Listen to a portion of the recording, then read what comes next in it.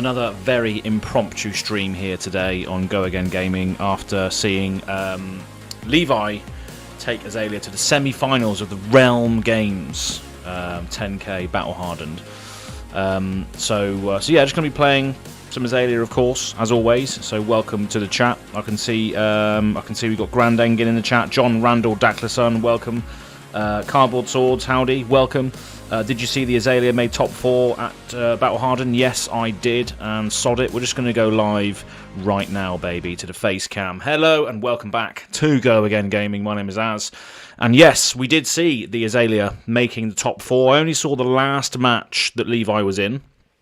I believe Levi is also in the Discord, so we are going to plan to get him onto the Azalea cult to discuss his matchups, his deck, his decisions, and all that sort of thing. But we unfortunately did see, well, I saw the Azalea that he was piloting against a Dromai. And his strategy in that game was very much just go Dromai's face.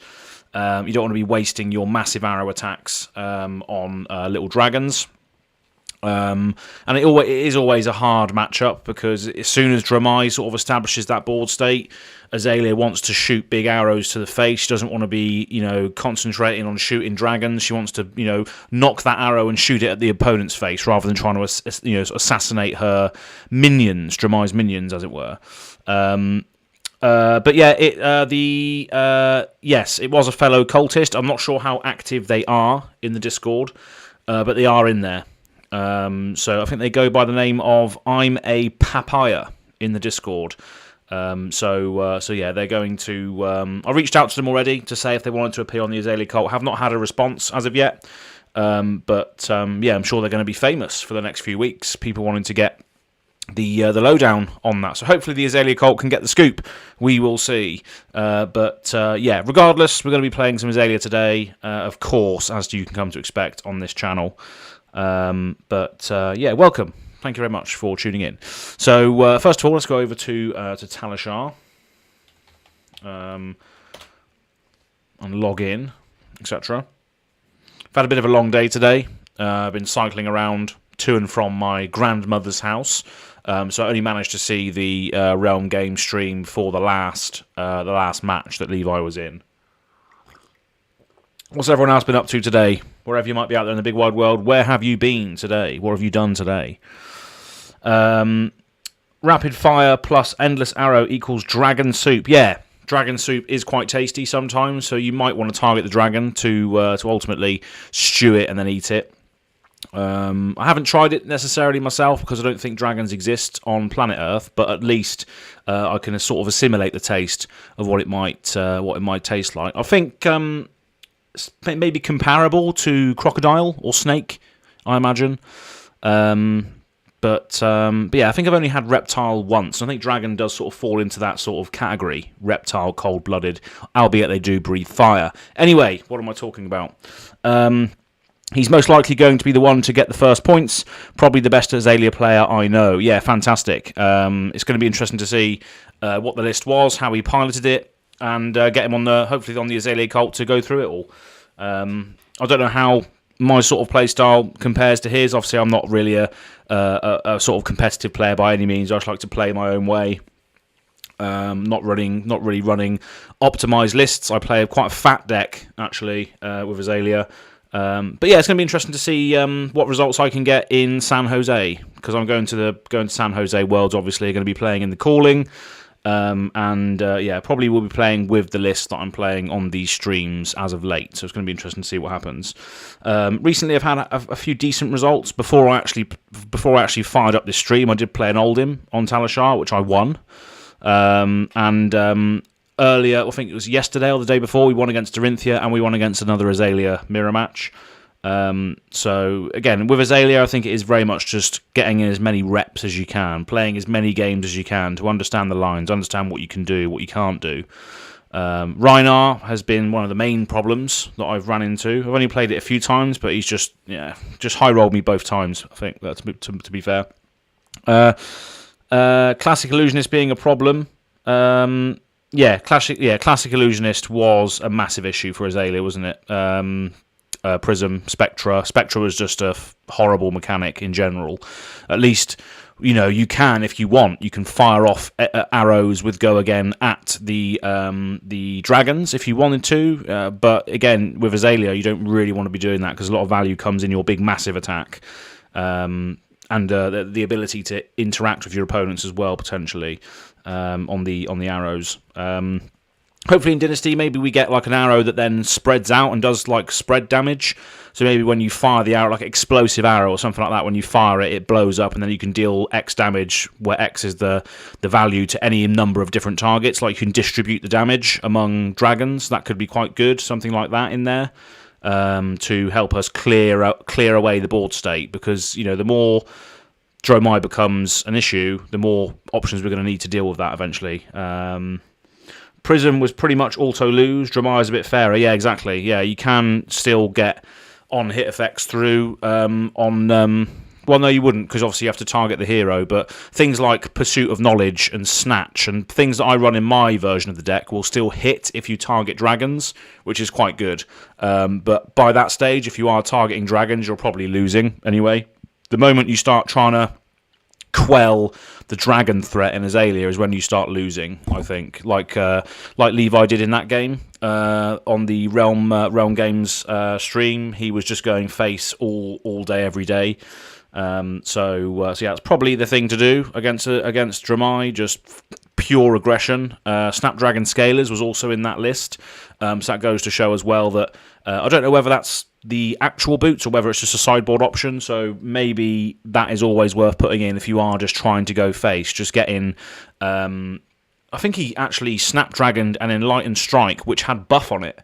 So I can't remember precisely, but he played Enlightened Strike with the buff power, but then also Snapdragoned it, so he could then attack again.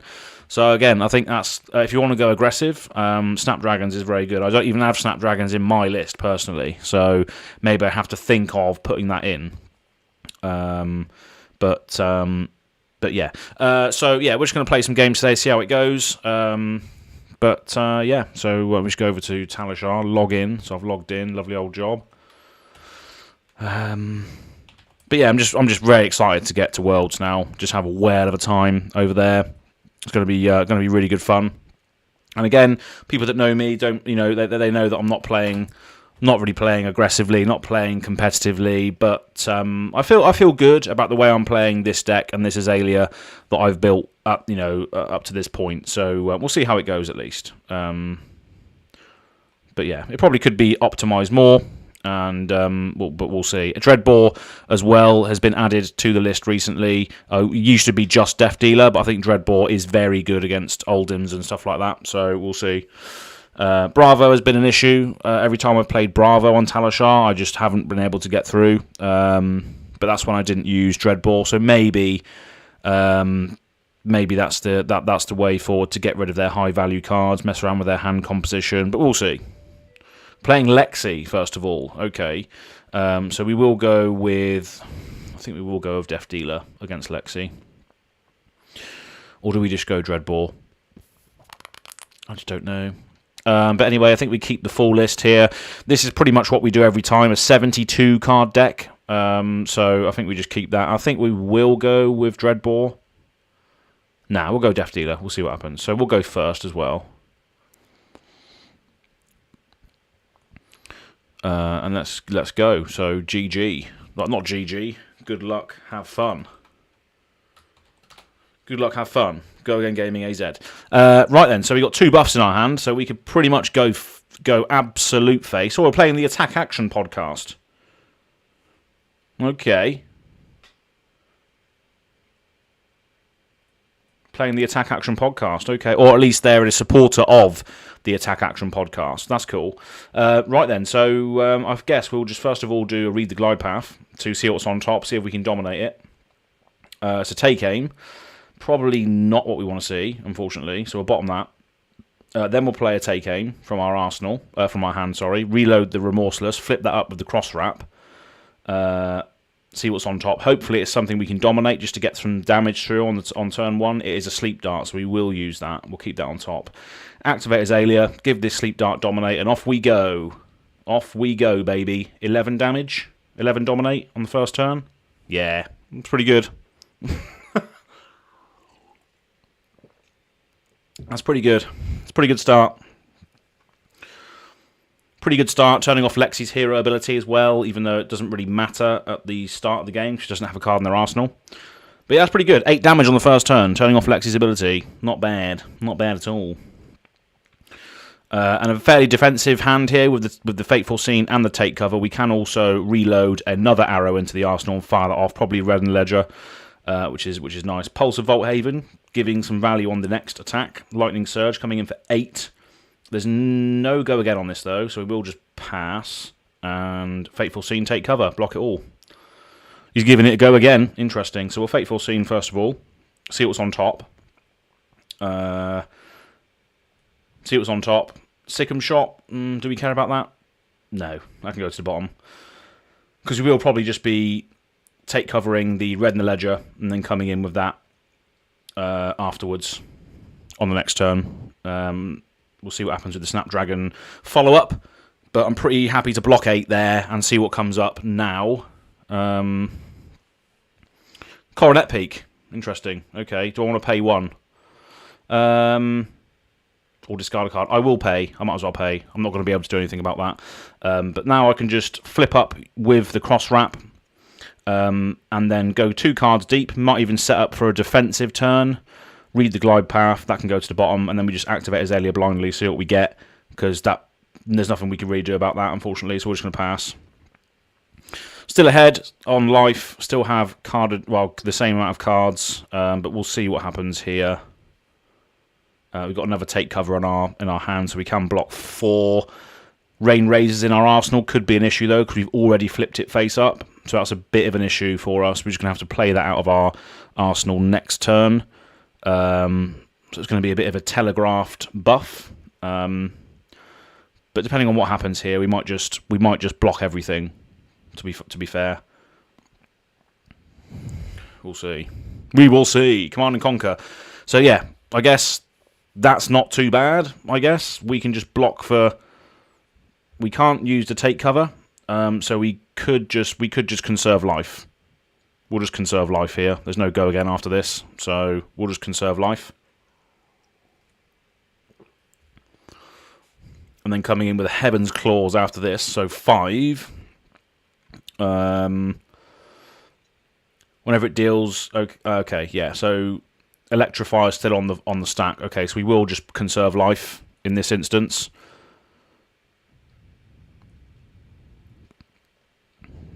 Leave the Rain Razors in our arsenal.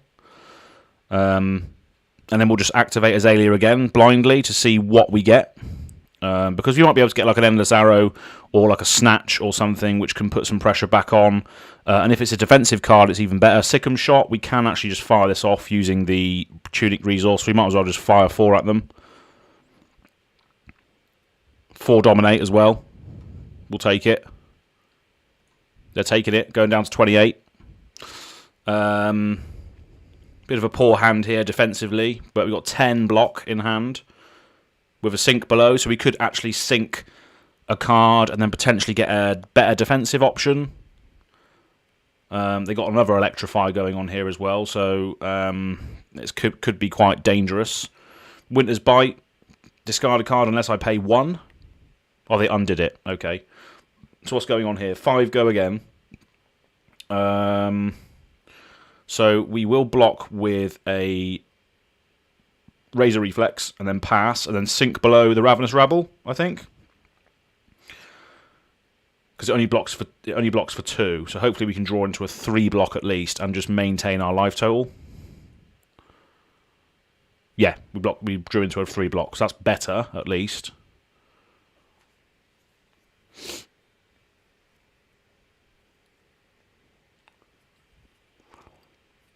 Okay. Coming in with a Channel Lake Frigid. And then Talishar for 4. Okay, we'll just block them. We'll block 4. We'll block it all. Just conserve life total here. Because Channel Lake, trying to get through a Channel Lake is going to be difficult. So we're just going to Arsenal and pass. Keep up the same cards in hand. Oh no, we can't. Because we were blocking the entire turn. That's fine. So we're just going to pass. Pass straight back. Draw 4. There's nothing we can really do there. Still got a 12 life advantage. They do have a card ahead of us now. And we got a non-defensive card in hand with the Memorial Ground. So we could just... It's going to cost us 1 to play this, though. So we'll just see what happens first. Worst case scenario, on this turn, we take a bit of damage. We are going to take a bit of damage because the Electrify's out. But on our crackback, if we can get a snatch in and replace the card in Arsenal, we can get in a card back at the end. What's going on here?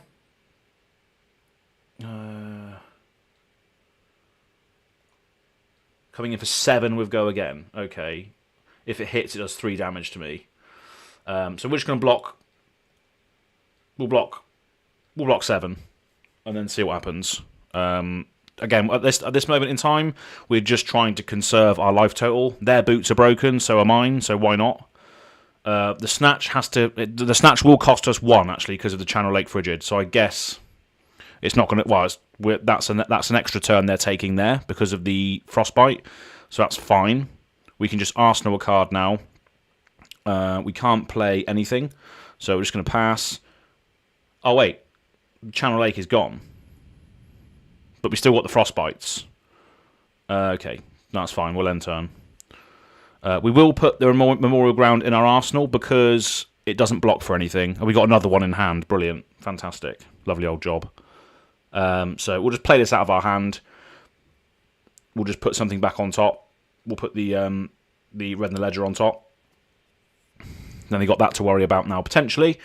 We'll see. Icequake, next +1, Frostbite stuff, okay. Talishar, 5 Go Again. If it hits, I get a Frostbite. It's whenever an attack hits this turn, so that's another thing to note as well. So whenever an attack hits this turn, I get a Frostbite. So my next turn would be an Azalea into a Red and the Ledger dominated, but that's going to cost me a fair amount, depending on what happens, but I could still do it if I block. Because this is going to hit no matter what. This break point here will hit no matter what. Because if I block with 2 cards, one's going to go through and I get a Frostbite. So I guess we're just going to have to do that. So one's going to go through, we get a Frostbite. If we get hit again, we can still. Yeah. Okay. So coming in for 4 with Go Again. So we can't do anything about that. We should have to take 4. We need to get another Frostbite. And then if they hit us again, that's going to screw up our turn. Because we can't... Oh, thank God. Okay, fine.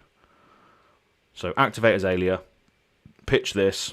1 floating. And then we can fire the Red and the Ledger dominated. Which is good.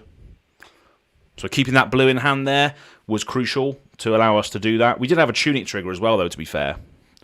But...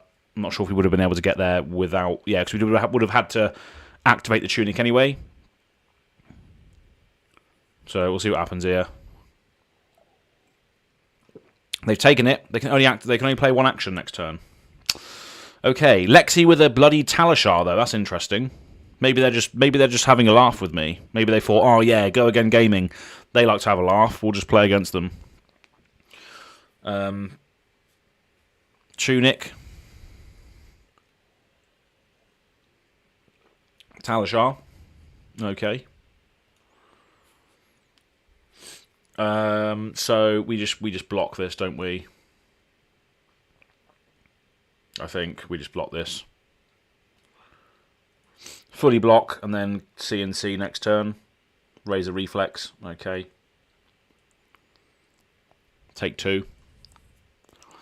Then we come in with a CNC next turn.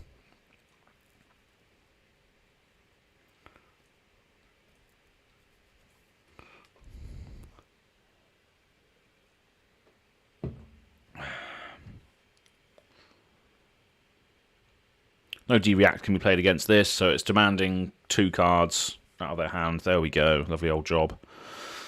Pass. Draw back. Draw back up, baby. Okay. So, what's this coming in? 3 Go Again. We'll block with a Bolt and Shot.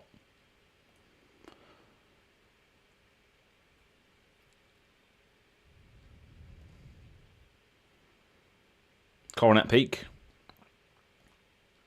We will pay 1. We'll pay 1 for red and ledger. Ending turn. We're just going to E-strike, buff power.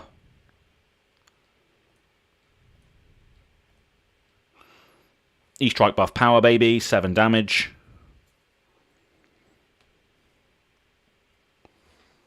I still haven't picked up 3 E-strikes yet. I'm getting them from. I'm borrowing them from Red Zone Rogue when I go to San Jose. I still haven't picked any up yet. Defensive hand is bad in this particular swing here, which is going to be a bit of an issue. 4 go again, so we'll just block. We'll block for 4. Bit of a shame. But hopefully we can get, depending on how much damage we take, Snatch is just a 4, so that's fine, unless it gets razored. Yeah, never mind. Knew that was coming anyway. So 7 damage, go down to 26. 10 life ahead. They've drawn a card. They've got 2 floating. No go again, though. Well, they got an action point still, somehow. So we're going to pay 1. So yeah, we'll pay 1 through the tunic.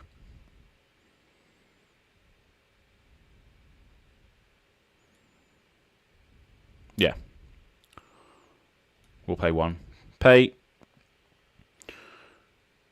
Cool, and then we'll Bullseye Bracers, the Endless Arrow, then Rain Razor it, then Rain Razors it over the top. Just to sneak this through and keep the cards equal. Hopefully, we'll see how they block. But I'm hoping just to cheers, Grandangin. Have a good armory, mate. Just hoping to get this back into my arsenal afterwards, depending on how they choose to block this.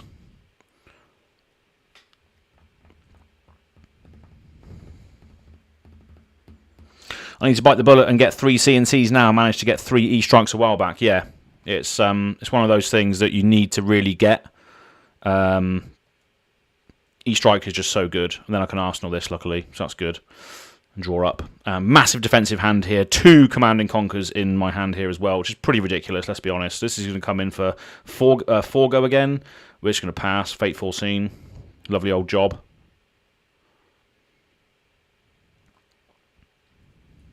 See what's on top for potentially dominating with Azalea. E-strike on top, that could be decent because we could... Yeah, we'll keep that on top, actually. Put the Endless Arrow to the bottom and then have a 0-cost attack if we need to have it later, I guess. But then we can dominate... Not dominate it, but we can activate Azalea, put the Enlightened Strike into the arsenal and come in for 7, which is decent. And we're just going to Fateful Scene this again.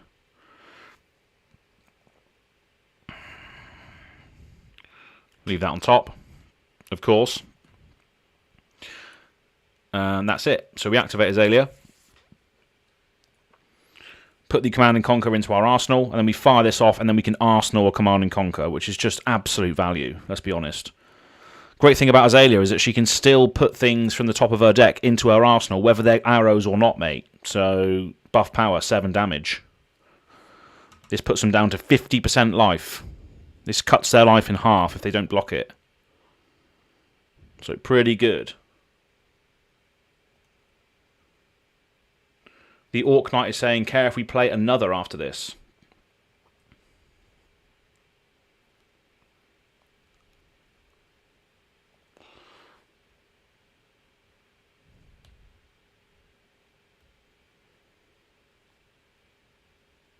Yeah, to be fair, it's a bit of a meme list, isn't it? Let's be honest. A bit of a meme list. A Talishar Lexi deck is something you probably would not.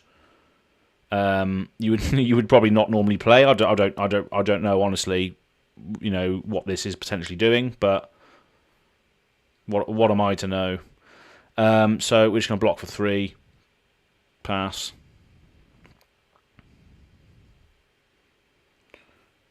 We can still block. Because we're going to have a tunic trigger next turn, so we can CNC with 1 card and a tunic. But they're coming in now with a CNC of their own, so I guess there's no go again after this. But we cannot now block all of it unless we chuck the cross wrap under the bus, which I think is probably the best thing to do. So what we're just going to do that now. We're just going to chuck this under it for 6. And then CNC back. Oh, wait. Does that mean... Does that mean it hits? No, it doesn't hit. Just one damage. Okay, fine. Cool. CNC of our own, baby. Exchanging commands and conquers.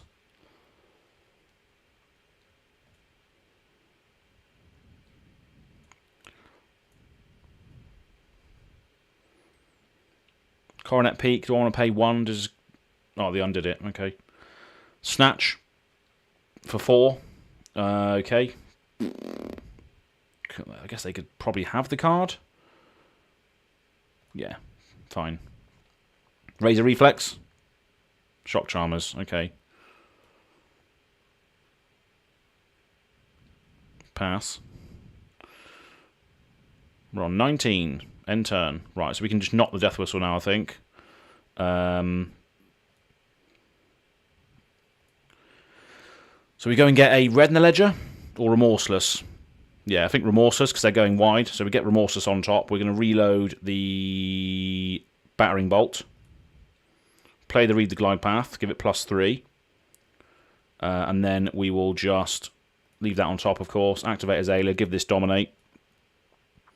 No D-React can be played, obviously. And then we're just going to use the Tunic to fire it off and then Arsenal the Endless Arrow. So we still have 5 cards on the defensive.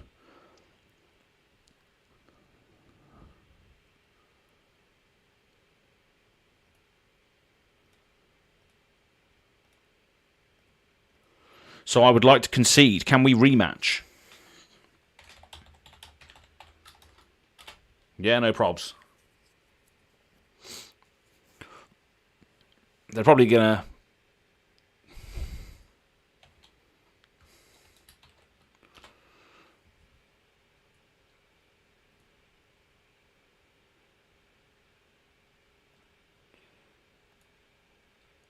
Cool.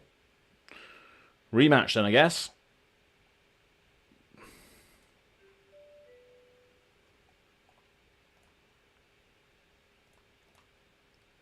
So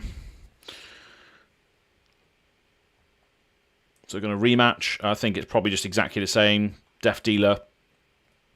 Did Death Dealer even... Oh, no, we used Dreadbore, didn't we? Or did we use... I can't remember. I think we used Dreadbore. Death Dealer did not even load an arrow that game. Did not load 1 arrow through Death Dealer at all. So we're going to go with Dreadbore still, I think. Did we play Dreadbore that game? I cannot remember. I think we did. Can't remember for the life of me.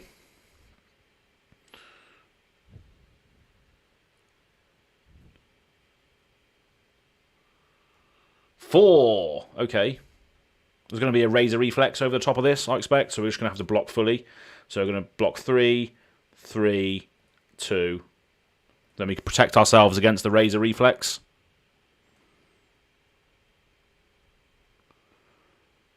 So what does this do?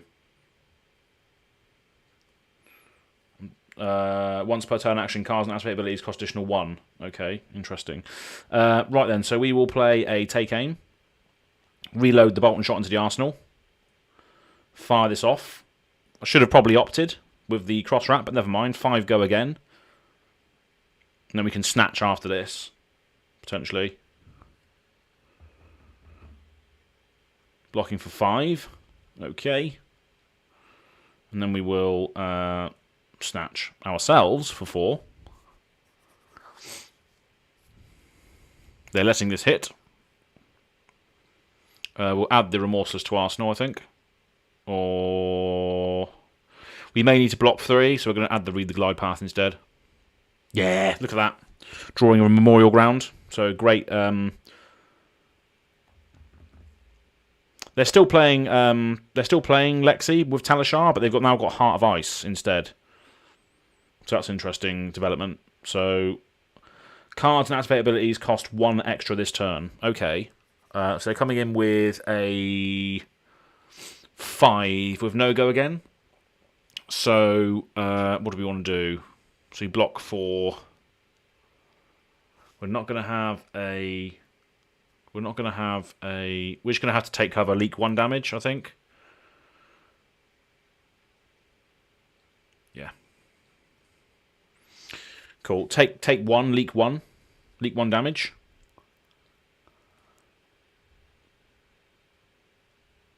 Yeah, so we can still do a bit of damage here. We can read the glide path. We could have opted twice again there, so a bit of a misplay. So we'll get rid of that. That can go to the bottom.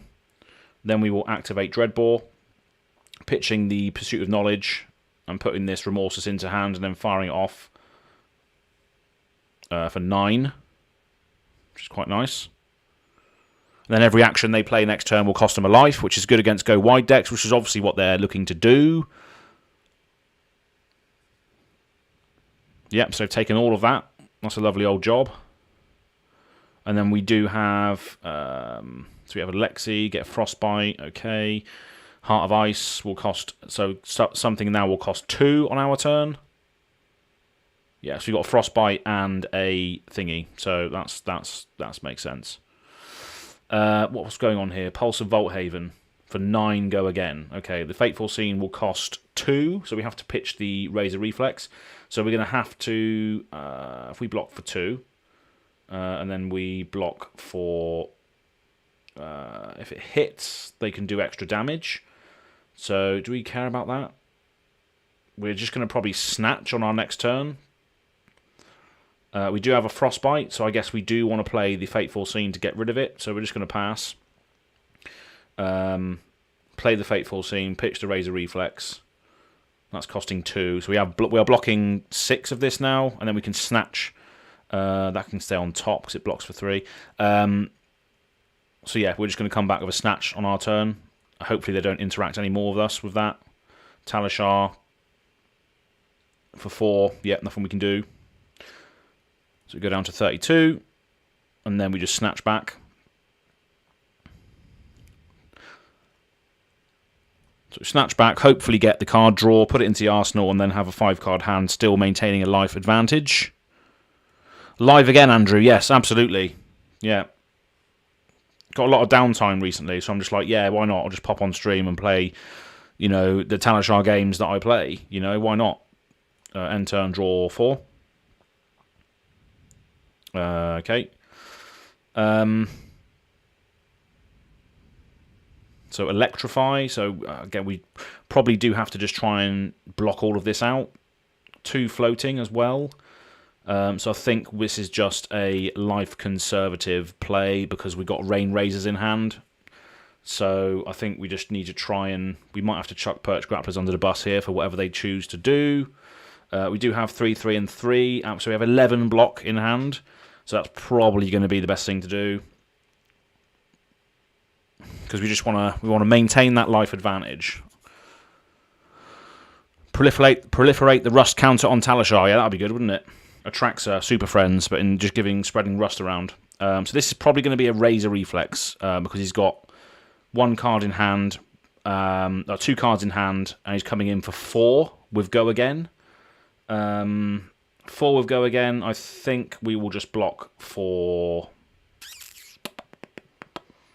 And it's whenever an attack action card hits this turn. So I guess it's either a Razor Reflex on the Talishar, followed up by some 0-cost attack, or it's going to be this for 4 and then an attack action which might do additional 3. So this is a bit of a tough decision. So we will just... We'll try and conserve life total. We will block for... 5, chucking the Perch Grapplers under the bus. And then see what they follow up with. So we can still block for 6 on an attack action.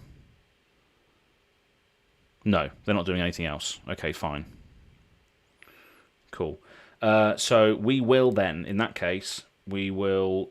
so if we load in the Bolt and Shot with the Tunic trigger, that will have Go Again. We can force through the reload onto the... Or unless we just play the Battering Bolt. We load the Battering Bolt in with Tunic, and then fire that off. I think they do have a few like Razor Reflexes and stuff, so that could do some damage.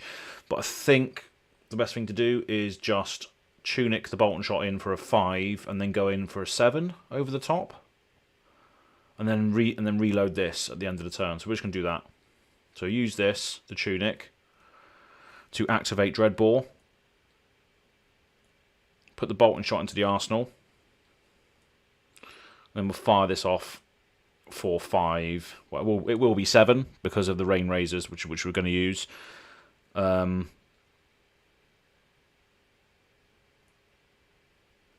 push that up to 7.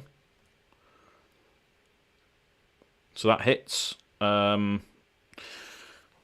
reload. Oh, I don't need to reload anyway. I'm just going to put this into the arsenal anyway at the end, so I don't need to reload it. So we'll add that to the arsenal. Okay, so Lexi gives something go again, end of turn. Electrify, again, we need to block on this turn, by the looks of it. We need to maintain our life advantage. Luckily, the Heart of Ice is not going to be doing anything because we're not going to be playing any cards. We're just going to be blocking with them. So this is going to be another big attack here by the opponent. So yeah, what's this going to be? Buff power or go again? 10 go again. Okay. So we can block for... we've got 1 after this as well. Attack action cards. They probably just will swing Talishar after this, so we just need to block everything. Block it all. Block 11.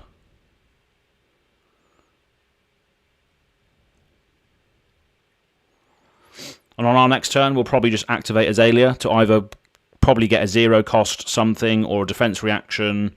But yeah, we need to conserve life here. So this is probably just going to be a Talishar swing for 4. No Talishar swing. Okay, fine. Activate Azalea. See what we get. Bolt and shot. Lovely old job. We could just fire that off for 2. Yeah, just get rid of it. Fire it off. 2 dominate. Lovely old job. The this Lexi build is blowing my mind. Yeah, I know. I don't know what the sort of game plan is. They take 2 there, and we draw up. But yeah, this is a great thing about Talishar, right? You see some funny things on Talishar. But they're not out. I'm not out of the woods just yet. So Icequake coming in. Frostbite's going to make my D-React cost 1, so we do have to pitch probably the Ravenous Rabble, so we can block for 10 this turn by pitching the Rabble to the Fateful Scene. Channel Lake Frigid, okay, it's going to cost 2 to use the Fateful Scene now. But they've only now got 2 cards in hand, so probably going to swing Talishar, and then that's it, probably. Oh no, they're now activating that, so the next thing's going to cost me 3.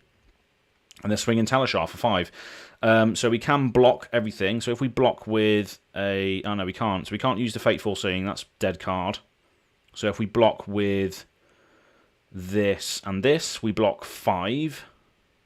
There's no floating resources, so I guess we just block 5. Fine. And then we can at least... We can't Endless Arrow because we've got a Frostbite.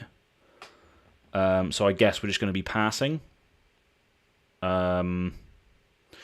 Bullseye Braces will cost us 2, so we can't do anything. So we're just going to have to wait this out. We're going to put the Fateful Scene in our arse.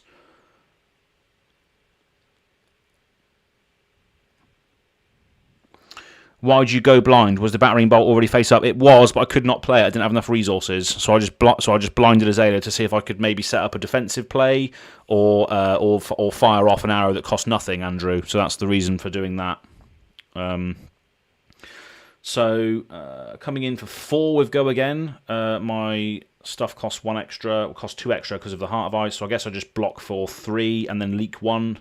We'll just throw a fatigue shot under that, leak 1 damage, unless they have a razor, which is highly likely because they are floating 2. We've seen razors in here. Talishar's dead now, though, so then there's no more Talishar swings left. Okay, we do have a Fateful Scene in our arsenal, but it will cost us 2 to play. So 3 Go Again. We will block with a Sleep Dart this time. And now we can still Fateful Scene if we need to. Coronet Peak. We will pay the 1. We'll pay using the red and the ledger. And again, we just have to survive the Channel 8 Frigids. We just have to survive them. That's all we have to do. So we've got a Tunic resource. Channel 8 Frigid is going to cost a 1 to do that. So I could activate Azalea for, pitching 1 from the Tunic. But no, we're just going to leave that Fateful Scene in our arsenal. We're going to end and just pass back. Still maintain the same amount of cards here. And Memorial Ground. Right, let's see what happens with regards to the channel. So our D-Reacts are going to cost us 1, so we can actually block here for 8 with the additional cost. Plus 3 from Command and Conquer if we need to do that as well. So we can still block 11 here. We can also reload a card. Okay, so we can't use... we can still block 6 and then prevent the Fateful Scene from being blown up. So I think we're just going to do that. We're just going to conserve life total for now. They are going to shock us. That's fine, I guess. Fine. End turn. Channel Lake is now gone, which is nice. So we can actually now Memorial Ground a Red in the Ledger on top and give it Dominate. Or do we just E-Strike for 7? I think we just go for E-Strike. Activate Azalea, tuck the take cover, come in for 7. Or do we just go for Remorseless? No D-Reacts. Yeah, we'll do Remorseless. Then we'll activate Azalea, give the Remorseless Dominate. Then we can use the Tunic trigger, fire this off, and then Arsenal the take cover. So this is good, because obviously they want to do a lot of things on their turn. So we'll just fire this at them with Dominate. Yeah, I think that's probably the best idea. 5 Dominate, no defense reactions can be used, and every action card they play next turn will cost them a life. And then we can Arsenal the take cover. So they are blocking with the Coronet Peak here, which does have Blade Breaks. That's a lovely old job to see that go. And then we're going to Arsenal the take cover. So I can go in. And again, another defensive turn here. We got take cover plus a sink below. We can load in the Remorseless, play the Read the Glide Path, and then pitch. So we can do 8 Remorseless next turn, and that is still blocking 8 as well. So we block 8 here, reload the Remorseless, and then still come in with the thing. So that's pretty good. So we're going to do that. We will sink the Lightning Surge. Lightning Press. Okay, what does that do? Plus 3. Do we want to do that? Do we want to take damage? No. Probably not. So we're going to take cover. They've played their hand, so we might as well block everything. Choose a card to go on the bottom. We will choose Bolt and Shot. We draw a Ravenous Rabble. Okay. Pass. We'll reload the Remorseless in. I think we just crack back next turn with a Ravenous Rabble and a Remorseless, I think. Or either the... so we do block that, that's nice. Ending their turn. Lovely old job. So we can flip this face up with the cross wrap, see what's on top. And then evaluate from there. So yeah, Ravenous Rabble is going to be garbage for that, so we can just put that to the bottom. And then we can just read the glide path to opt again. Plus 3 on the next arrow. Rain Razors, that can also go to the bottom because it doesn't block. And then we're just going to fire this off, pitching this. So it's coming in for 8. And again, a relevant on-hit trigger with Go Wide decks. So again, blocking out with 2 damage is still going to go through by the looks of it. Blocking out fully. 3 cards for 1, I'll take that when I'm playing more cards. And then this next turn looks pretty vile, to be honest. So they're just going to come in with a 5 Shock Striker. So we will just block with a... we block those 2. And then we just E-Strike for 7. Or do we go for card advantage? I think we go for card advantage here. I think we go for 5, draw a card, and then we can maintain both a card advantage and a life advantage. So I think we're just going to go with draw a card. Tuck this, draw a card. So we can still be ahead on life and cards with this line here. Now it's just being cruel, lol. GG. GG again.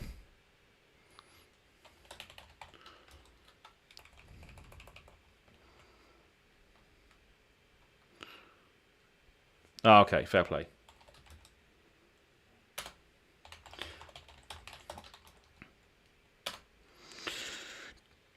GG again. Back to the lab, they're saying. So the Orc Knight, fair play. I'll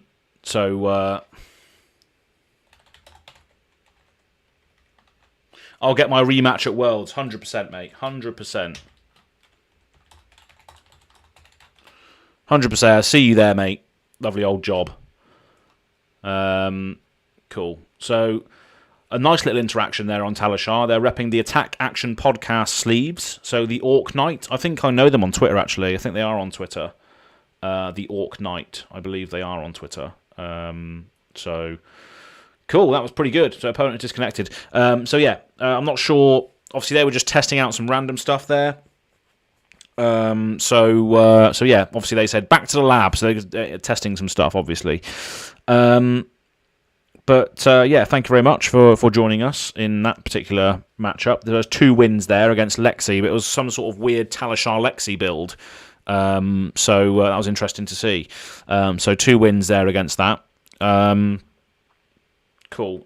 So we will just host another game then, by the looks of it. So there's 8 viewers in the chat. Right now, probably will scare some of you off as a result of calling this out, but if you could like the video, that would be fantastic. If you're watching this, if you could like the video, that would be a lovely old job.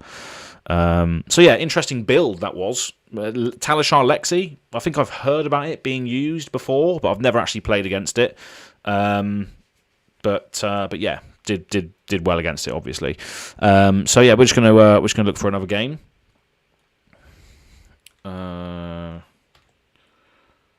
Deck link, and then Gag on my arse. Gag playing Azalea, of course. Create game. That was so odd to see. Yeah, it was Big Boss. I don't understand what the actual overall strategy of that was. Rhinar, here we go. This is going to be a tough one. I just don't have. You can't really have a strategy against Rhinar. I'm considering just taking out the defense reactions. Oh, he's disconnected. Oh, we are then. Disconnected. Never mind. Wasn't meant to be. Wasn't meant to be. They probably just saw Azalea and was like, nah, CBA. CBA. Maybe they were scared. But who knows? Rhinar's joined again. Here we go. Here we go then. I don't know what to do, to be honest. I don't think D-Reacts... Oh, they've disconnected again. Okay. Never mind. I don't think D-Reacts are useful against Rhinar because you can never block effectively because they're always intimidating you. So I don't think D-Reacts are very worth doing against Rhinar. Dreadbore, I think Dreadbore's probably better against Rhinar just because it gives you +1. Briar, there we go. All right then. Briar, Warden of Thorns. Okay, it's going to be a tough one. Channel Mount Heroic just kills me straight away. I've seen an Ice Cube Lexi deck, typically throwing out attacks trying to end with Frostbite tokens, yeah. Playing against Briar, this is always a really tough one. And I think it pretty much just stays the same. Cuts both ways. If you can get the react into the arse, it helps with the intimidate issue. Yeah, that's very true. I think it's the same sort of strategy as trying to get that. Yeah, trying to get that D-react into the arsenal so you can then at least try and block something, and then potentially reloading another card into your arsenal so they can't intimidate it is probably a nice little way to go. But yeah, it's a tough one. This is going to be a hard one. Player 0 playing Briar with Rosetta Thorn, of course, obviously. So this is either just going to be an absolute crushing loss where I just can't keep up with the damage, or I might be able to interact and do some stuff. But they're just arsling and passing. Okay. Setting up, by the looks of it, for something big. So we can just CNC if we wanted to. We could just CNC because that's probably the best thing to do. We could rabble and then CNC. Reveal what's on top, at least. We can do this, then use this. So we'll just do that. Ravenous Rabble. For 4, revealing a read the glide path on top. Okay. Pass. So they're going to take 4. Cool, and then with CNC, pitching the Razor Reflex.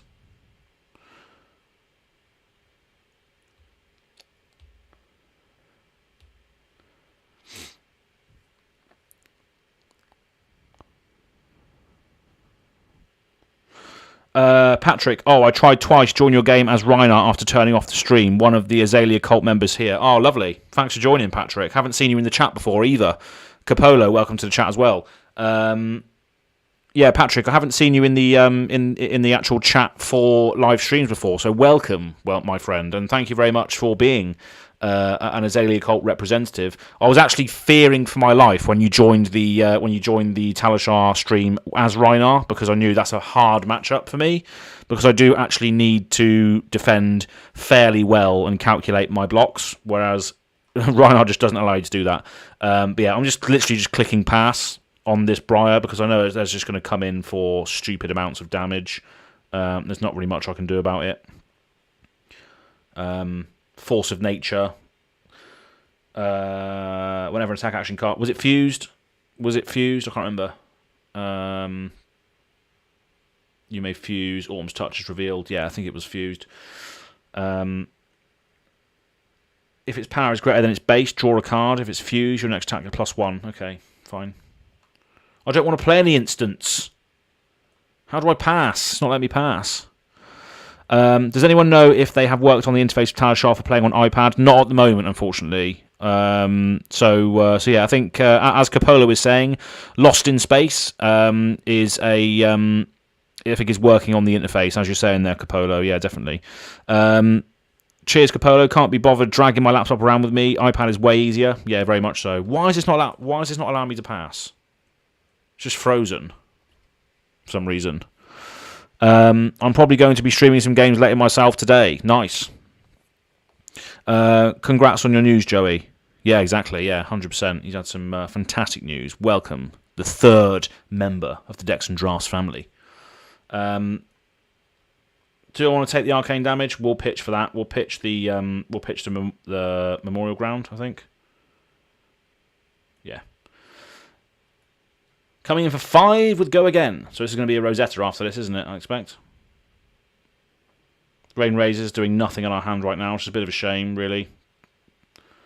So 5 Go Again. If it hits, draw a card, and then you'll draw 2 cards from this. So we're just going to block 5.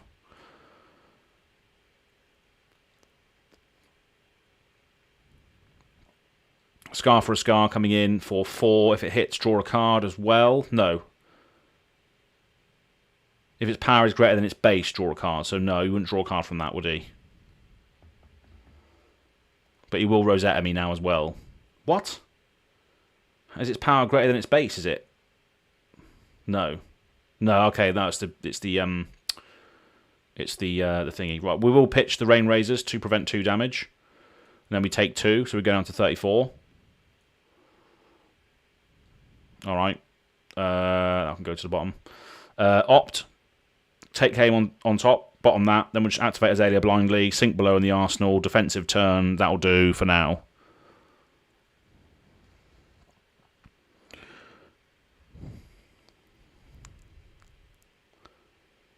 Draws a card from Gorganian Tome. Channel Mount Heroic. Here we go. Here comes a Cowabunga. 8 Go Again. So that's followed by a Rosetta Thorn, isn't it? Let's be honest. Pass. We will sink the Pursuit of Knowledge, I think.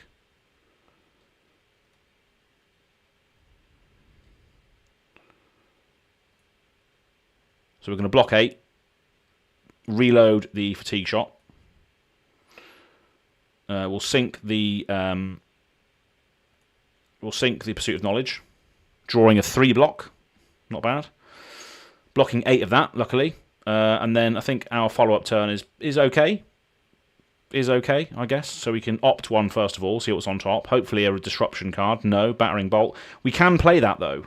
We can put that into the arsenal of Azalea. Seek and Destroy and Sleep Dart pitch. We can pitch the Sleep Dart and the Tunic to get that off for 9 damage. So I think we probably just do that. So we activate Azalea.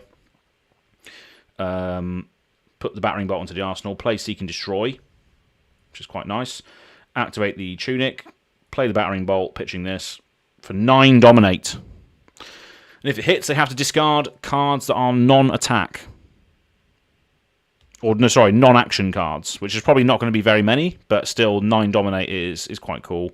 But they're probably just going to take it, yeah, because they've got a Channel Mount Heroic out. They're going to be able to do, like, what, 29,000 damage on this turn?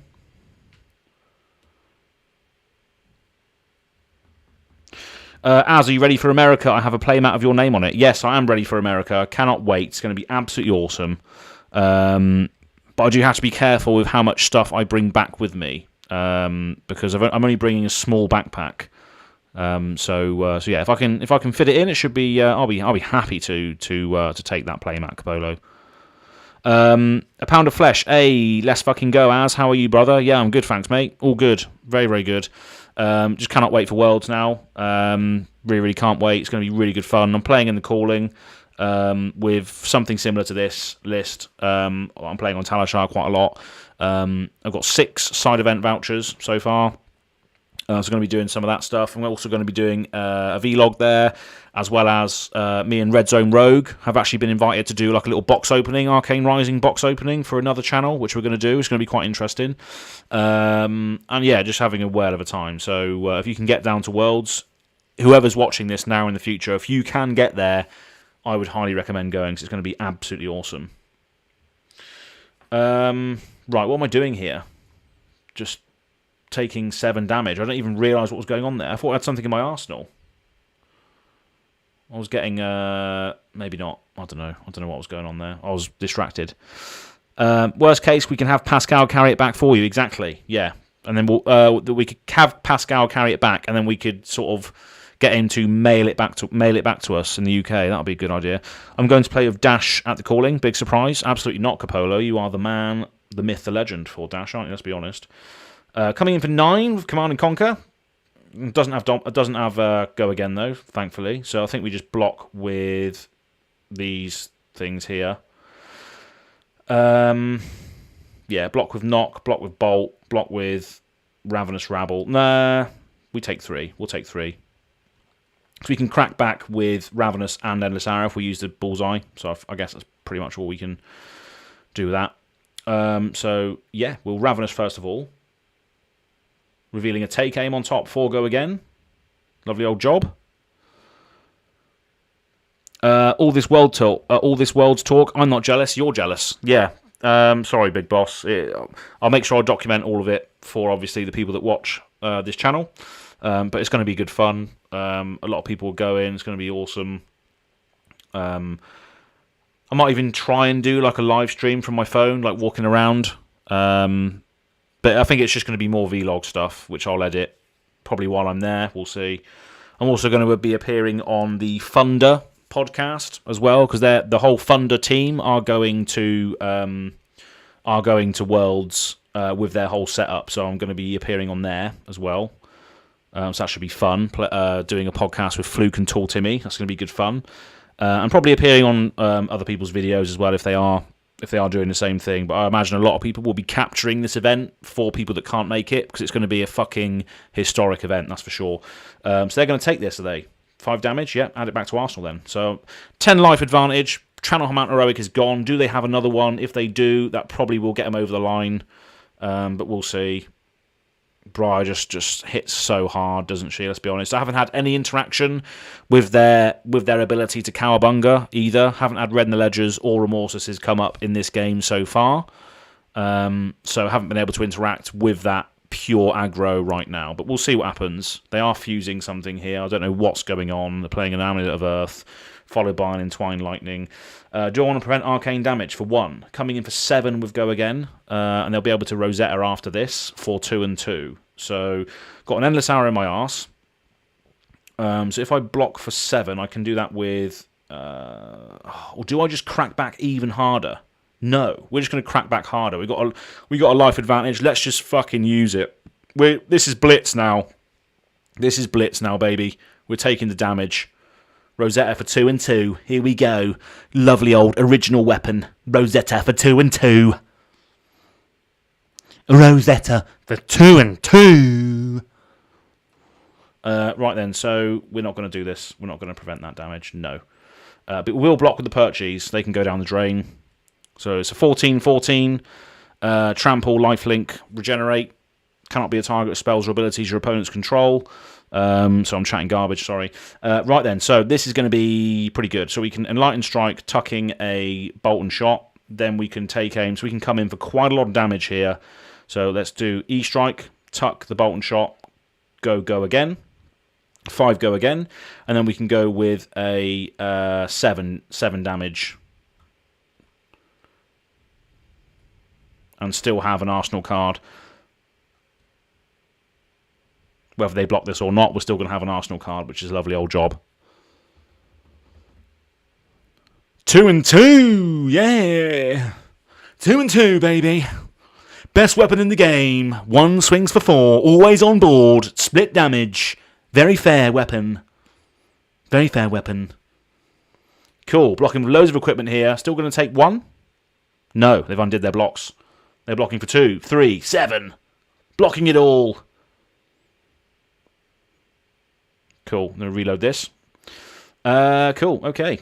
So we can defend 4. C and C. Okay. We'll block, I guess. It's going to destroy our arsenal. So we block with the cross wrap now, I think. Block with this. Block with this. Block with this. Block 6, baby. And then come in with a Razor Reflex, Bolt and Shot. Which we can use a Tunic trigger for as well, which is great. So we don't have to worry about that. So we can't opt, so we will just fire this off for 4. Blocking with more equipment. If it hits, we can reload a card as well. But they are going to overblock this, by the looks of it. So 5 block here. They undo their blocks. Okay, they're going to try that again.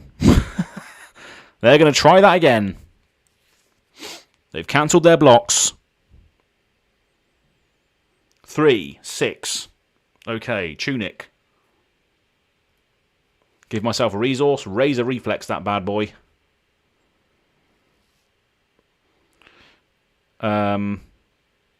Okay, yeah, never mind. It's a it's attack. It's giving it +2 rather than +3. So that's my bad, but never mind. Still got a card advantage and a life advantage here, so hopefully we can do enough to get over the edge. Coming in with Ravenous Rabble for 2. I will chuck that in front of it. Pass. Coming in for a Snatch for 4. We'll pass. We will take cover that. We will not reload. Yeah, we'll reload. Reload a card. Doesn't really matter anyway. We're going to C&C for 6. It's a lovely old job. Pitch this. Demanding 2 cards, please. Well, it depends on what they can do back, I guess, but... And again, this game, I haven't had any interaction with their Cowabunga turns at all. But I've got a life lead and a card lead still, so they're just going to take 6. Wow. Okay, this is scary. This is going to be scary. Oh, this is going to be a scary time. 4 against 5, Sonata Arcanics. What are they going to do? Channelman Heroic, Storming Gloomveil, and Enlightened Strike are revealed. Okay. I can't even remember what this card does, you know. It's just like just a wall of text, isn't it? Put all these cards into your hand and then Cowabunga is basically what it reads.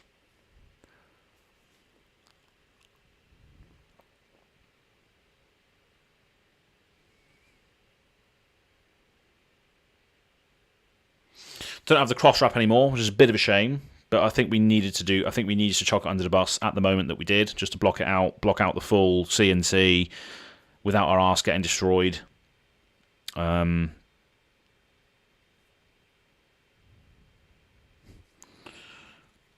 coming in for 4. There's a 1 floating. So does that mean they will Razor Reflex? Is there a Razor Reflex in this Briar deck, which will then allow them to draw a card? There's no go again here, though. So that's interesting. There's no go again at all. But we can spellbound creepers? I don't know. I don't know how to evaluate this, to be honest. But we'll see what happens. Spellbound creepers, right? Okay, fine. We will play this then. We'll block the snatch. Blocking for 4.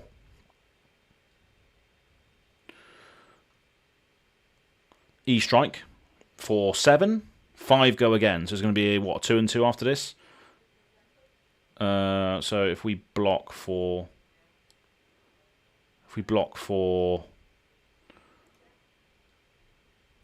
5, and then we can block the 2 and 2 as well if needed. Grasp. So coming in for 2. Oh, it's just 2, right?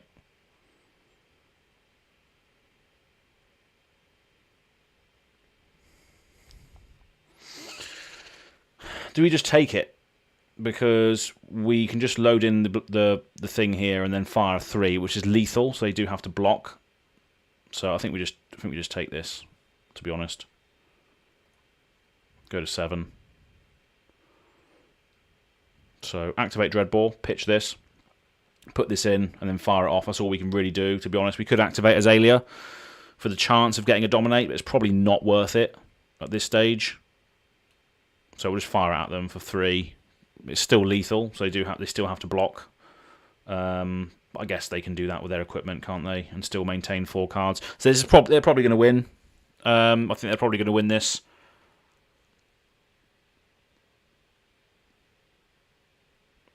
Their damage output is probably just going to be more than mine, unfortunately.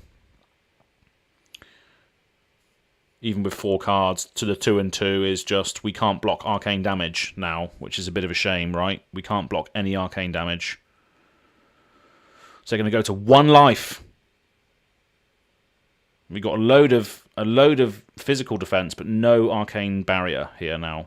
So no Wastrous Respite, nothing that actually prevents against arcane stuff. So 5 go again will be, there's no Rosetta after this. There'll be a Rosetta for 2, but not 2 and 2, right? So if we pass, if we just Fateful Scene and leak 1 damage, and then see what happens. So they're going to have a go again after this. So I think leaking 1 is okay here. We get to opt as well to see what's on top, which could be the dominate that we need, potentially. So pass. Remorse on top. We'll leave that there. I'm not sure if we can really get it off. We can activate Dreadbore. Okay. 2, is it 2? 2 or was it 2 and 2? 2 damage. Right, fine. We'll take it. I think they can still block for 1 with the Spellbound Creepers, though. So 1 and 2. What do we got here? What do we got here? If I don't win this, I die to arcane damage, I think. So we load in a... So we activate Dreadbore. We load in... We'll pitch the Enlightened Strike. We load in the Battering Bolt. We activate Azalea. Give it Dominate. And hopefully this is it. We will get rid of the Tunic and then fire it off. So 5 Dominate. Is that a GG situation? No D-Reacts can be played at all. No D-Reacts can be played at all. Is that a GG? Yes, it is. Lovely old job. GG. Thank God for that. Opponent is disconnected. They didn't even want to say goodbye there. So luckily, pulling through by the skin of our teeth there against Briar. So 3 out of 3 on today's stream against 2 weird Lexi decks, and then obviously a Briar deck. And surprisingly, we just didn't really get to interact with their big turns, and I think their big turns were probably a lot less than what you would normally expect from a big sort of Channel Mount heroic build. But yeah, luckily we could threaten enough damage early on to really sort of dictate that. But yeah, it went right down to the wire. Had to take a lot of damage to really sort of get back into the advantageous position. But Azalea's ability there coming in clutch with the dominate on the end. And coupled with the fact that we had Dreadbore in play, plus the Remorseless not being able to use defense reactions from Arsenal, even if they did have a valuable D-React, they could not play that card at all. So yeah, very, very clutch. Remorseless for getting that damage through at the very end there to win us that game, thank God. So yeah, pretty successful day so far. On this particular stream, and before this stream, actually, we actually did play against an Oldhim, which we won against, which was good fun. So yeah, having a good day today. There's a lot of good Azalea energy out there right now, by looks of it. So yeah, but I think that's pretty much going to be it for today. Because this was an impromptu stream. Thank you very much for everybody who's tuned in later this evening. So it's 7:15 here in the UK right now. It's been a good day today. We saw Azalea get to the semi-finals of the Realm Realm Games Battle Hardened, and hopefully we'll have Levi on the channel at some stage. I have reached out to him already to see if he wants to come onto the Azalea cult. If he doesn't, that's fair enough, you know. Doesn't have to go through his secrets, or doesn't have to appear on the janky Azalea cult where the cultists hang out. But I have asked him, so hopefully we can get him on. But we'll see how that goes. But yeah, looking forward to Worlds nonetheless. It's going to be really fun, and I can't wait to document. Hopefully a lot more than Leal actually this time round. I've got a better camera this time as well. I've got a new GoPro which I can use. I've got loads of batteries as well, so I can potentially film all day and take away the best bits. Yeah, it should be good fun. So thank you very much for everybody who's tuned in today, and we'll see you very, very soon. Hopefully either on another stream or at Worlds.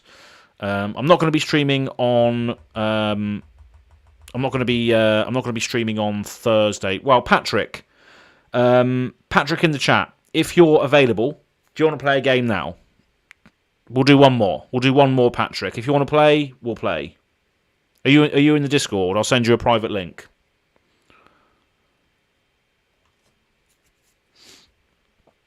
You're in the Discord, are you? It's a shame you're not a patron, Patrick, because you could rep my GoAgainGaming Azalea Cult sleeves as well if you wanted to, but no pressure. AZALEA. Oh, I see. Okay, yeah. I think you were called something else before, weren't you? Yeah, I remember. You have changed your Discord name, haven't you? I remember your picture, but I remember your name was something else. But yeah, we'll play. So I'll send you a message now then with the invite on there. So private. I'm just going to call this Gag on My Arse. It's a private game anyway, who cares? Mentioned you on Discord. Okay, let me just bring that up because I don't have it open during streams, otherwise you just get distracted.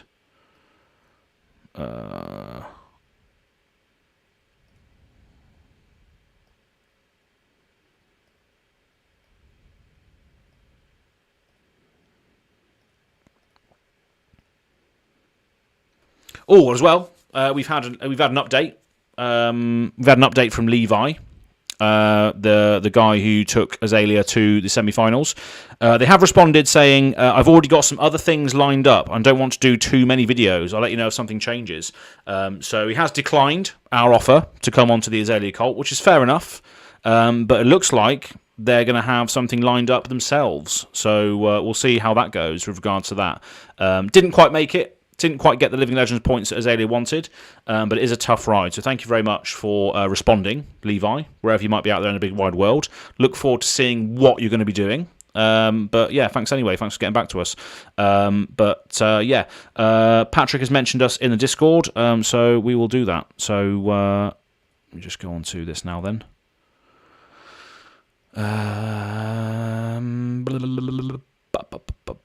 Okay, sweet. Lovely old job.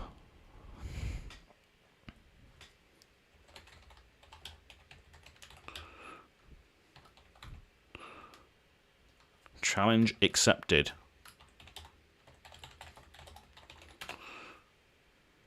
Cool. Righty-ho. Righty-ho. Message him or her or them. Don't know. So copy the game link.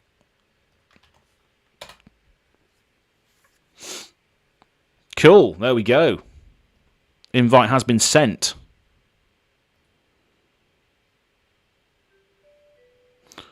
And of course, we're playing against a Rhinar. So this is the deck, or this is the matchup that I struggle a lot with.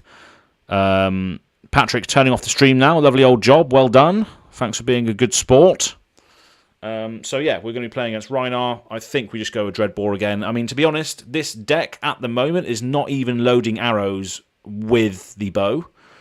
And this is very similar to how I used to play the Azalea deck back in the day, but just with more card advantage stuff and damage out of nowhere with the razors and stuff. But yeah, we will run with Dreadbore, I think, just to take away the reckless swings from the hand. But we'll see how it goes. We'll see how it goes anyway. Cool. So let's go. Can we go 4-4 today? Probably not. Rhinar's a tough one to play against.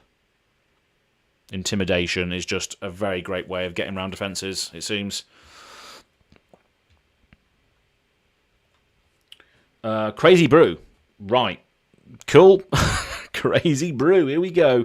Right then. So we will just, first of all, read the glide path. See what's on top. Whether we want it there or not. Remorseless. Yeah, we'll keep that on top. Lovely old job. Then we will just... this is the thing with Dreadbore. You can load an arrow in and then activate Azalea, I guess, to get it into the arsenal. So we will use that. So we'll activate Dreadbore. We'll pitch the bolt and shot, and then we'll add the endless arrow in. It's quite a greedy one, this one though. This play, and then we'll activate Azalea, give the remorseless dominate till end of turn. But this will have a seek and destroy behind it as well. So it's going to be quite a big attack coming in at the Rhinar player here. Dominated as well, plus it will hurt them on their turn if they play an action. So this is quite a big one. As Levian is saying, this is my main deck right now. Azalea is X Aquo with Levia. Okay.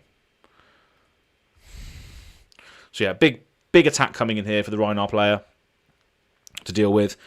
But yeah, this is just going to be a big slogging match. I can feel it, because if they're going to intimidate me a lot, I'm not going to be able to block anyway. A lot of their stuff has battle worn, so that you can still get off the counters. You can still get off the abilities of the equipment. Battle worn is still very, very good. Battle worn equipment is very, very good. Yeah, battle worn scabskins as well, of course. So yeah, they're blocking for 2 at the moment and putting counters on their equipment straight away.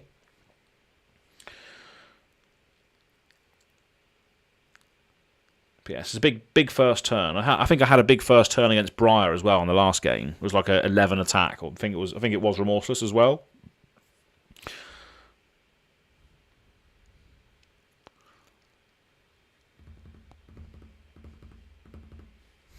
Okay, fine. So let's pass that then. They're going to take 9 damage.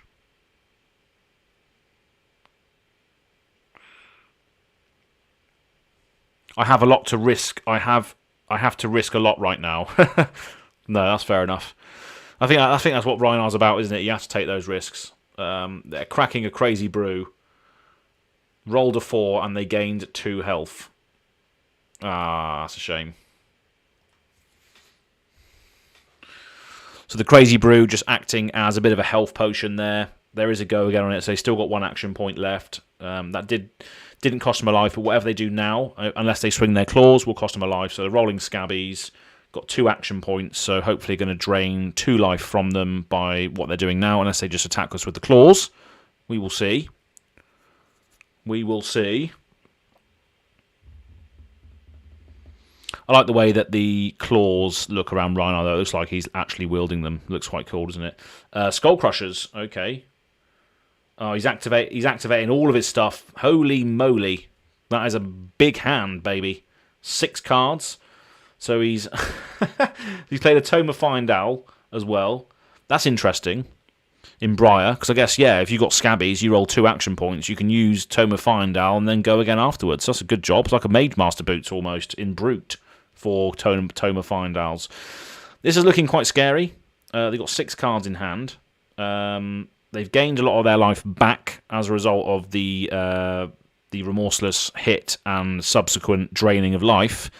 So this is going to be interesting to see what happens now. They've got 1 action point left and a 6-card hand. So pretty scary stuff. Barraging Beatdown. Okay. So they've already intimidated 2 cards away from me, which is just not very nice. They've been barraged twice.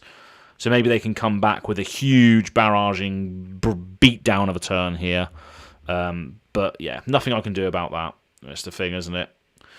That's the thing with Brutes. I was listening to the Fresh and Buds podcast earlier, and Ethan Van Sant was on there with Tommy, and they had a little discussion about Brutes. And I think one of their audiences asked a question about why they don't tend to 16 damage. Fuck me. Why they don't tend to print many big Brute cards, because they can just do shit like this. They can intimidate your whole hand away and come in for 16 damage, which is ridiculous. 13 damage I'm taking there, going down to 27. So that's pretty big turn. Pretty big turn there. Mad about only 1 AP.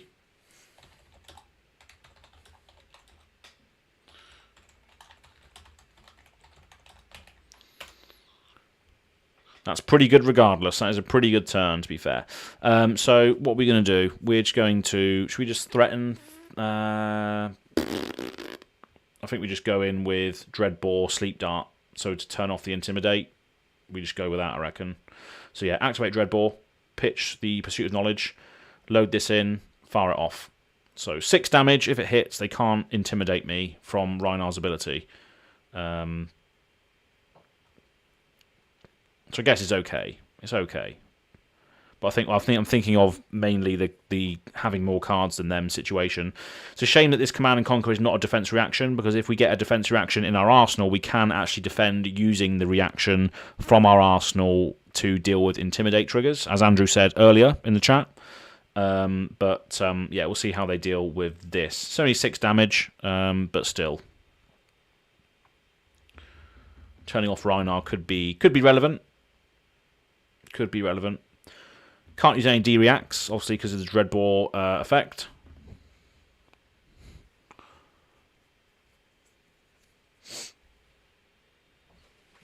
One floating, 1 in hand. Maybe they sense something else going on here, but there is nothing going on here, that's for sure. Blocking for 3. And that is it. Taking 3. Add this to my arse. And then they're going to go on their turn. So Rhinar's turned off, but they might just be able to barraging beat down, intimidate me from hand, which could be quite vile. We will see, I guess. Must be a hard decision when you're a Brute player. Like, when do I roll Scabbies? When do I want to try and get extra action points, or can I just operate with the cards in my hand? It's an interesting battle that you have to sort of deal with. They are playing a barraging beatdown followed by a mandible claw. So there is no other attack after this, I believe. So we can just block with a take aim and a knock the death whistle, bringing it down to 3. Okay, and then we'll just command and conquer from our arsenal on our turn, and then we can just arsenal the take aim. There we go. CNC. Hopefully blow up their arsenal. Hopefully. Who knows?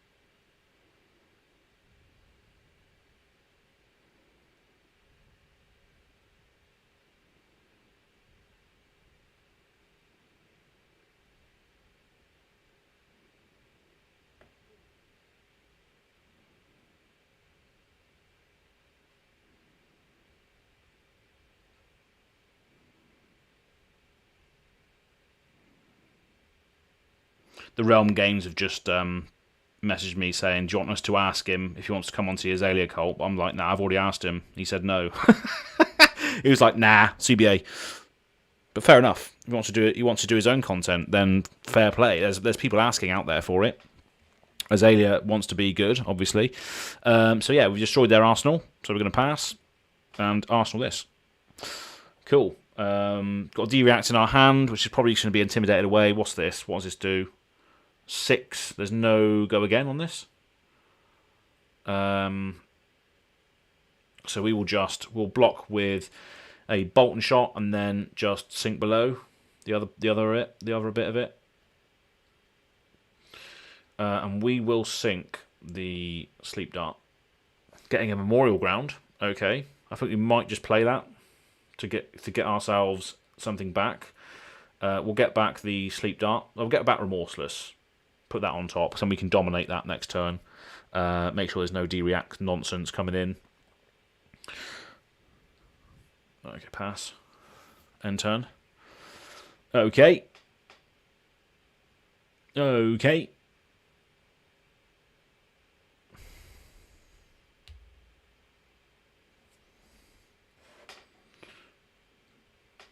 Cool. So we will play the take aim, reload the fatigue shot in, activate Azalea, give the remorseless dominate, activate the tunic, fire it off, 8 dominate. Which is pretty good. Which is pretty good, baby. Pretty good, yeah.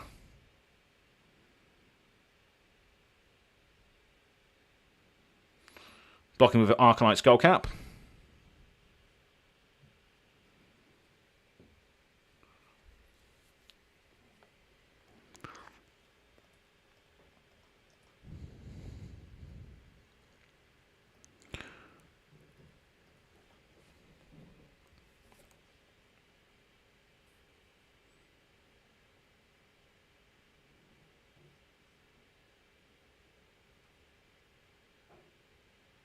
Good thing about this is obviously Rhinar sometimes does like to play a lot of actions like the barraging beatdowns and what have you, so everything that he plays will still cost him a life doing so, which is good. And there's still 6 coming through after the Skullcap, so yeah, it's pretty good. So they're blocking a lot of damage here, but even if they can't block it all, there's still going to be extra damage coming through. That's what I love about Remorseless. So yeah, they are taking 3, but now every action will now cost them an extra life, which is quite nice.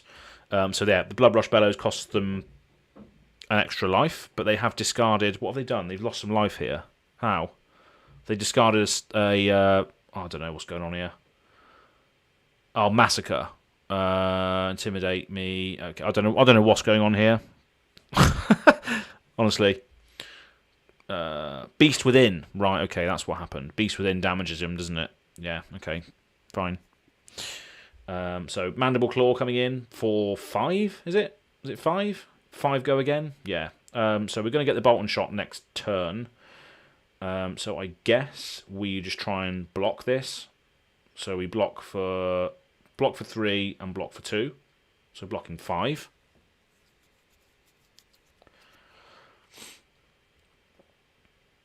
Still got 1 action point left, so I can still block for 6 unless they intimidate me again.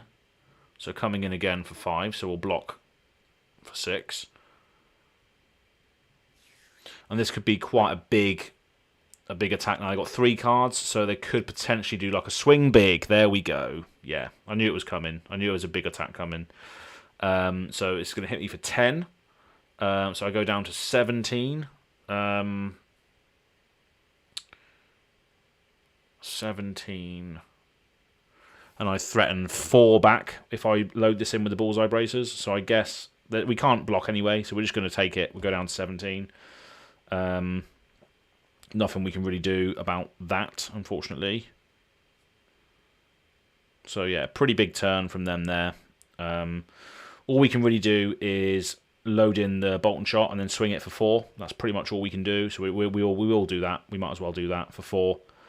Probably going to take this, depending on their hand composition. They'll probably just take it to go down to 15.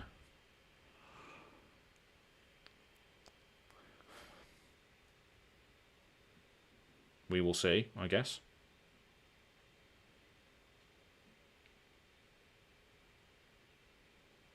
We will see. Yep, so not blocking. Pass.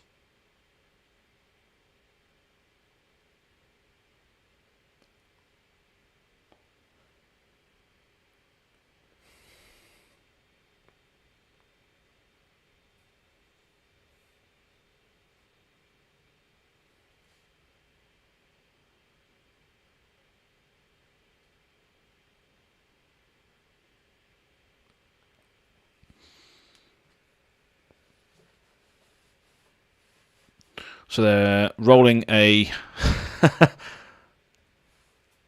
very risky hand. Ah, that's the game, isn't it?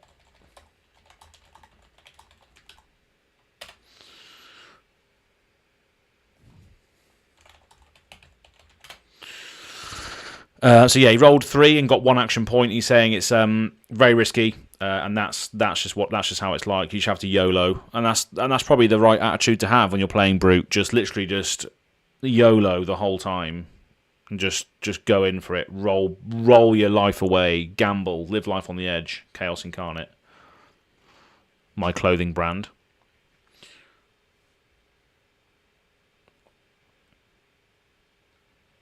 So 5, go again. Okay, we can block. We can block 5, I guess.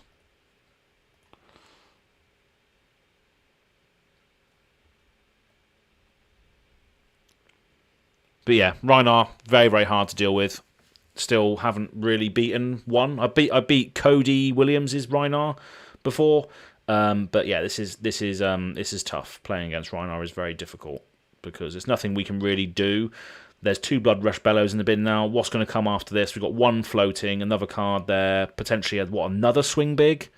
We got another. How much does Swing Big cost to play?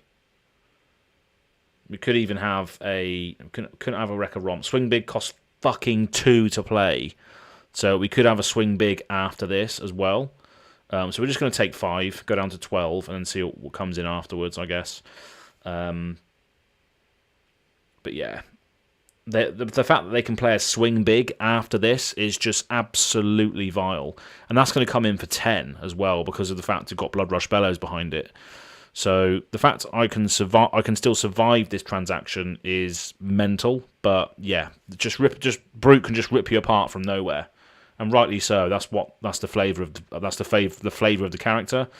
But as I think I was saying earlier on the Fresh and Buds podcast, Ethan Van Sant was saying that they can't push this sort of strategy too hard because it is very hard to play against. It's bordering on uninteractive, is what he was saying, basically. So there's nothing we can really do here, which is a bit of a shame.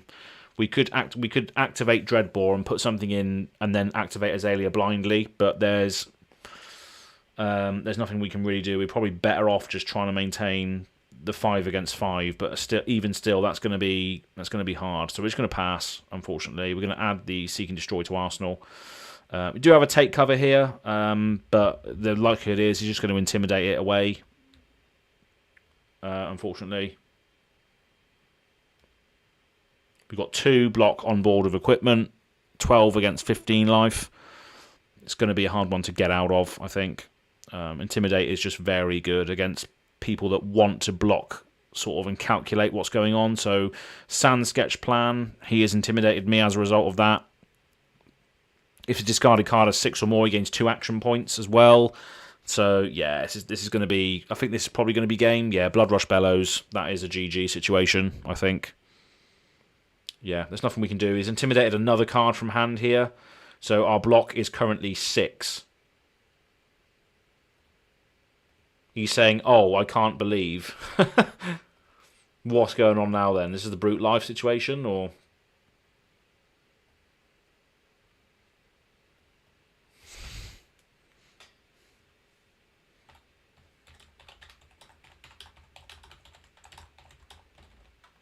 I'm backed up in a corner here.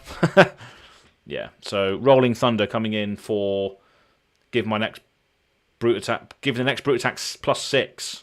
Okay. 2 Beast Withins in hand. Right, I don't know what that means. What does that mean?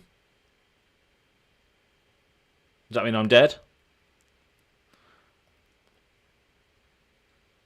12 go again. Wow, that's pretty good. That's pretty good, right? 12 go again. Okay, so there isn't really much we can do. I think we just chuck this in front of it. We chuck both things in front of it. Then we pass, and we block another 4, and that's pretty much it, to be honest. And then we just die to the other Mandible Claw. I think we just die to the other Mandible Claw. We're blocking 8, but that's with all of our equipment. Yeah, it's pretty good. It's pretty good, boy. Coming in for another 5, another 6. So we just take that. We take 6 damage. Nothing we can do there, unfortunately. So we're still alive. Hanging on by a thread. 2 beasts withins mean you can't play them. Yeah, absolutely. Table Pit. That's right. Welcome to the chat, by the way. I haven't seen you in the chat before, so welcome. Hope you're doing well. Look forward to seeing your spoiler card as well. So that should be fun. There isn't really much we can do here. We can sick 'em shot for 7, but that's not going to be enough, I don't think, is it?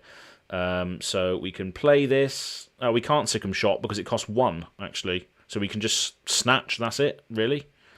We could activate Azalea blindly, see what happens, because obviously we've got a snatch to play at the very worst case scenario, so we'll do that. Hopefully it's defensive.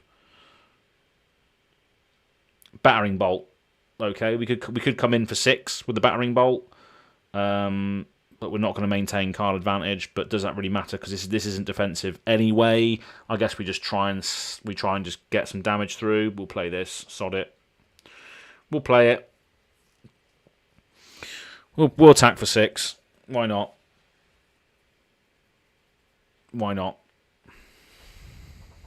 Come in for 6. Doesn't really matter if it hits them, to be honest, because they're not really running non-action cards. It is dominated though, so that's a plus, I guess. That's going to leak some damage, but I don't think it's going to be don't think it's going to be enough at this point. It's not going to be enough. If they intimidate 2 cards from my hand, I'm pretty much dead, I think. It just depends as well. Scabbies are still there. It's still rolling potentially multiple action points. Table Pit. Why? Thank you. Love Heart. Lovely. Excellent. The love is real this Dynasty spoiler season. It really is. The games today have been pretty good. So I've won on this stream. I've won 3 so far out of 3. But this is the 4th game that I'm playing now, and this is looking like a loss. I'm on 2 life against a brute. They've got 15 life, so it's probably going to be a loss here. But we will see. As Levian is saying, he's thinking about this battering bolt, but again, I don't think it's going to be enough to get through. We will see. They're just going to pass. They're not going to do anything to interact with it. Go down to 9, unless they have a D-react, or they can't play D-react from hand, so they're just going to take it and go to 9. By the looks of it, they're just going to take it and go to 9.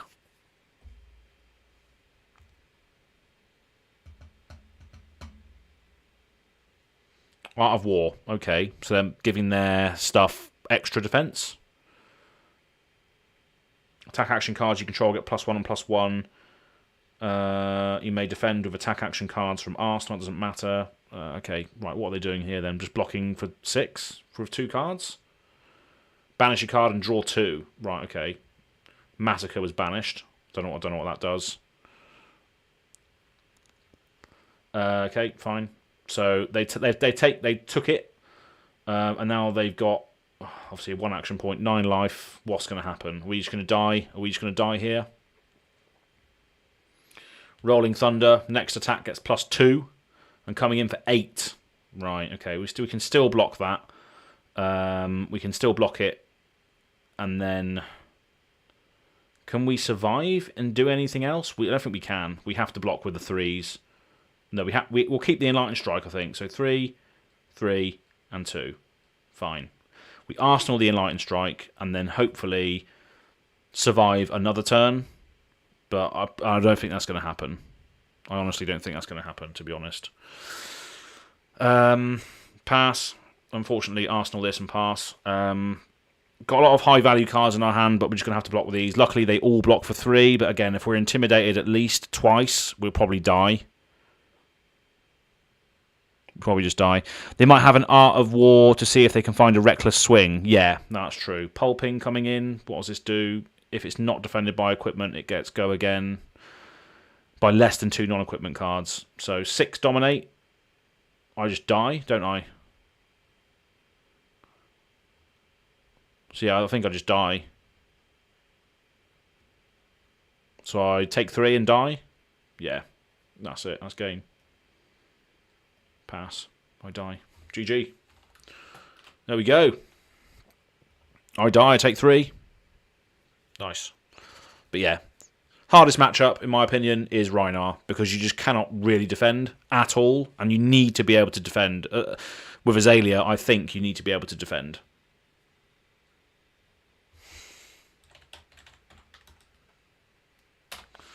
Cool, that's that. So rate my opponent, of course. Lovely old job. But yeah, that is the hardest matchup, in my opinion, is Rhinar, because you need to be able to block as Azalea. If you don't block as Azalea, I think you're dead, just in the water. And the ability to high roll with Rhinar, that again, that's 16 damage attack that came in, and I had 1 card to defend with. That's hard to play against. And yeah, with Intimidate, you can't really choose what gets banished. So again, all of your high defensive options in Azalea can sometimes just be whiffed away, you know. And sometimes in Azalea as well, you have these hands where you have like Memorial Grounds, Rain Razors that don't block anyway. So if they're intimidating your D-reacts away from your hand, you're left with instants that don't block. You're just in the shit, basically. So I think, to be honest, Rhinar is the one I'm struggling with the most. If I look back at all of the streams that I've done, and all of the games I haven't streamed, Rhinar is the one that's been the hardest to beat. Simply because of that chaos element. It's hard to navigate through that chaos element as Azalea. I don't know what more experienced players think about the Rhinar matchup with Azalea, but I am absolutely hating it at the moment with regards to... Well, not hating it. I'm happy to lose and stuff, and I don't really care about competitive games. But yeah, Rhinar is the hardest one to interact with, because yeah, they just intimidate all of your stuff, and you can't really block effectively. Which in my build, I do like to block effectively, believe it or not. But yeah, that is pretty much it for today. So 3 out of 4 we won today on stream. So 1 was against Briar. 1 was against Briar, and then 2 was against a Talishar Lexi experimental build. So yeah, 3 out of 4, not bad. And I did think that I was gonna lose that one. I came back into it towards the end. Through a couple of combinations of bad draws and bad banishes from Rhinar, but still the value that they could get out of Rhinar's cards and high rolls was too much to deal with in the end, unfortunately. If that card in my arsenal was a D-react, I might have been able to survive, but it wasn't, unfortunately. So nothing we can really do there. Patrick, okay, I'm back. I'll watch our game tomorrow. Thanks again. Yeah, no probs. Yeah, it was good. It was a good game. I was just explaining there on the stream that I think that Azalea versus Rhinar is probably the hardest matchup in my opinion for Azalea, especially the Azalea that I play at least actually does like to defend effectively, and Rhinar just throws that out the window. I think that's with any class as well. If any class likes to, calculate and do their blocks effectively, Rhinar just goes, nah, you're not doing that. You're at a whim today, which is always fun. So thanks for that. But yeah, it's a tough one. But yeah, I think that's pretty much it for today. So thank you very much for everybody who's tuned in now or in the future, wherever you're watching this, whether that's live or watching it back. Thank you very much for spending some time with me today. And Andrew is saying, Bravo's glaring at you with Anathos. Yeah, Bravo's a tough one as well, as we know. But I think I've got a game plan for that now. We will see. Haven't had many Bravos drop in to Talishar. Maybe I'll experience some Bravos at the Calling in San Jose. But we'll see. Yeah, Bravo's a tough one as well. Bravo's definitely a tough one. But yeah, that's pretty much it. So thank you very much for tuning in. And yeah, we'll see you very, very soon on another episode of streaming or Azalea Cult. Not sure what we're going to be speaking about on that until the Dynasty cards comes out. I don't think we're going to be doing that until the Dynasty cards comes out, so we can evaluate that set for Ranger and Azalea in general. But yeah, having fun as always, and we'll see you very, very soon. I'm not going to be streaming on Thursday. I'm not going to be streaming on Thursday this week because I have a football match to play against another office in the UK. So we got a Swindon office and we got a Dorset, Bournemouth office, and we're playing a football match on Thursday against the other office. So that should be fun. So I'm not going to be playing or streaming on Thursday, but I should be streaming on Tuesday. Although saying that, I think I'm going to be recording an episode of the first episode of What's the Card game show, which is going to be coming out soon as well on the channel. But yeah, stay tuned nonetheless. I'm sure we'll try and move something around, or try and be online next week sometime. But yeah, have a lovely day, and we'll see you very, very soon. Thanks very much.